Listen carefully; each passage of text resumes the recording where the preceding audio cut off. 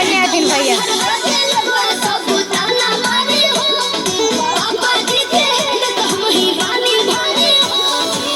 जिंदगी भकारब तो हर भर पाई जिंदगी भकारब तो हर भर पाई हम के दुल्हन बना लो ना तो दूसर लेके जाई ये जवानी के मजा कोनो दूसर उठाई हमरा पीछे पड़ल बाड़े हमर जीजा जी के भाई हम के दुल्हन बना लो ना तो दूसर लेके जाई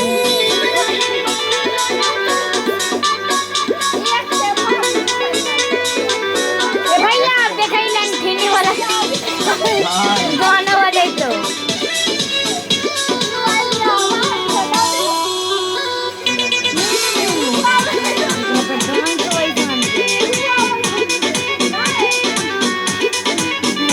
बारूना लइका बनाइका जमाना माई से कही के तू करी देना माना कैसे कर दी सुना अपना दिन तोहरा संगे रहनी बाजा से बात चलत बा शादी के बसन कुछ राजा से देखी है तुमान जहे बाबू माई देखी है तुमान जहे बाबू माई हम के दुल्हन बना लो ना तो दूसर लेके जाई ई जवानी के मजा कोनो दूसर उठाई हमरा पीछे पड़ल बाड़े हमर जीजा जी के भाई हम के दुल्हन बना लो ना तो दूसर लेके जाई कौन कर मुझे भाई तोरे कौन ना छोरी गाड़ी तोरे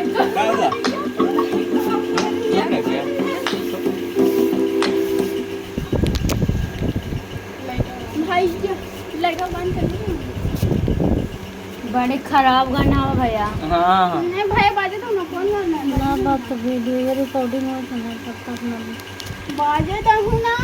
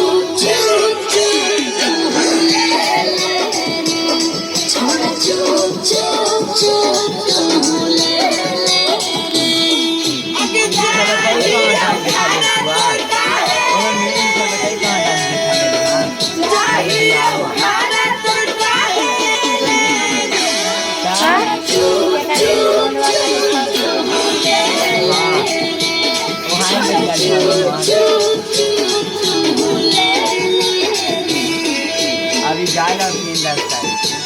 हम दे भाई हम नमी हाँ मिल गाने जाए गाने को थोड़ा काम मजा है रोज रुदया के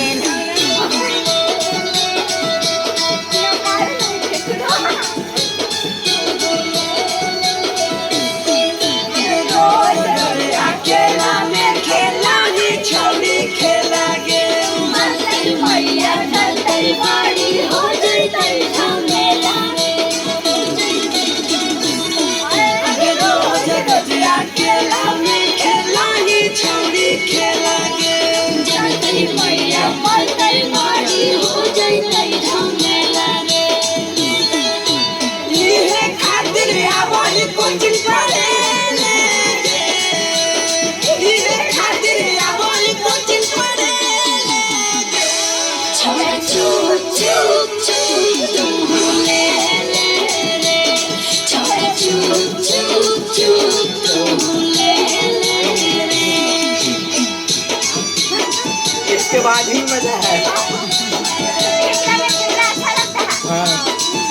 गाने से मतलब ऐसे लोगों की क्या हो रहा है उससे मतलब नहीं भाव से अरे तो बाल उड़ रहा है आप चाहता है क्या दीदी चुटका लगा ले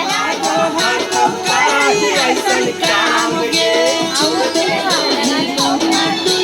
हो जाई भाई बदनाम रे अकेला जो शरम नहीं लागो हाथों करही ऐसन काम गे चुपे रहे गौआ टोला में हो जाई भाई बदनाम रे अकेला कोई आस चिंटू से मिले लेगे अकोली आस नंदन से मिले लेगे छोटा चुप चुप चुप तू होले रे मन रे छोटा चुप चुप चुप तू होले रे भाई गाना से पूरा काट पाया पागली देखा रे ये वाली पैसे देखा रे देखा रे ये वाली पैसे